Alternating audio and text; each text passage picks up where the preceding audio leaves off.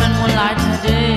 มาเมืองลาวช่างแม่นมวนหลายแท้เด้คอยละลืมปาเต้และกินฮอดปลาแดกคอยละลืมปาเต้และกินฮอดปลาแดก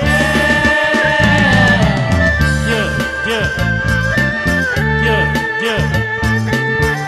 เที่ยวเมืองลาวมันสวยงามดีๆลองดินลงปักเตฮอตสวรรค์ตะเกียกผู้ลาประชันดามาเห็นครั้งแรกธรรมศาสตร์ชดแรกนัดก็มี2 สีนครหลวงน้ำจังหวัดนี่มีงานประจำปีคือบุญพาดหลวงใหญ่เที่ยวบางยังนำทรงลงไหลแข่งเชียงวังมีหายลงพระวังเมืองเก่าเที่ยวช้ำเนื้อเป็นหน่วยแก้วของลาวทั้งวันของเฮาดินแดนนัก69ประทับใจ I like เมืองลาวบอกใจว่า I like เมืองลาว I love เมืองลาว very good very good yeah yeah I love เมืองลาวสุดๆ very good very good เทนอเมืองลาวละงามฮอดผู้ชาวจิตใจของคนลาวก็ฮักกันนาแน่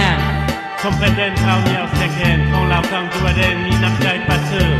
ธรรมชาติก็สวยงามน้ำเลือดไทยแต่เกิดพอให้ได้อยู่เมืองลาว I love เมืองลาว very good very good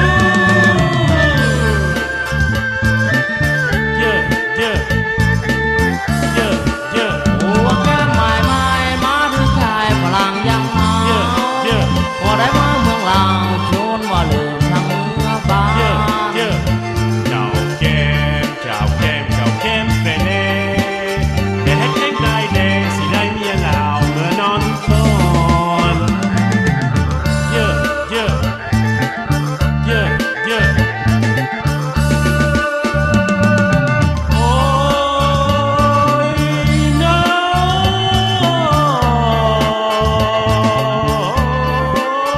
ย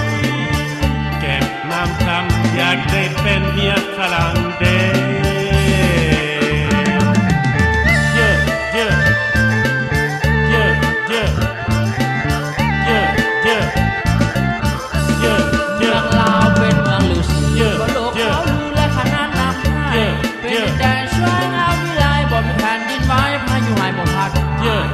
ล้างและตัดถนนทางล้างและตัดถนนทางว่าหมอสิการคนมลพิษบ่มี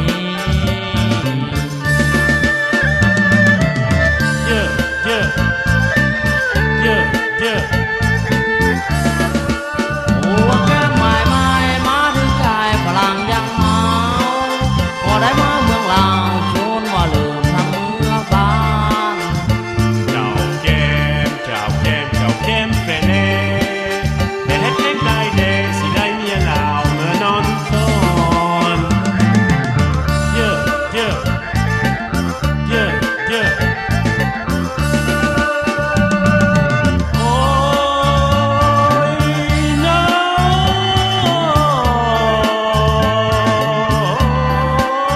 ย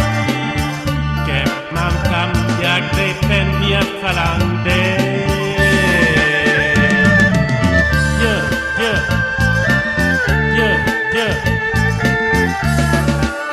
เมืองลาวสุดๆ very good very good เทนอเมืองลาวละงามฮอดผู้ชาวจิตใจของคนลาวก็ฮักกันนาแน่คอมเพเดนข้าวเหนียวแซกแคนของเราทั้งตัวเด่นมีน้ำใจประเสริฐธรรมชาติก็สวยงามน้ำเลือดไทยแต่เกิดพอให้ได้อยู่เมืองลาว I love เมืองลาว very good very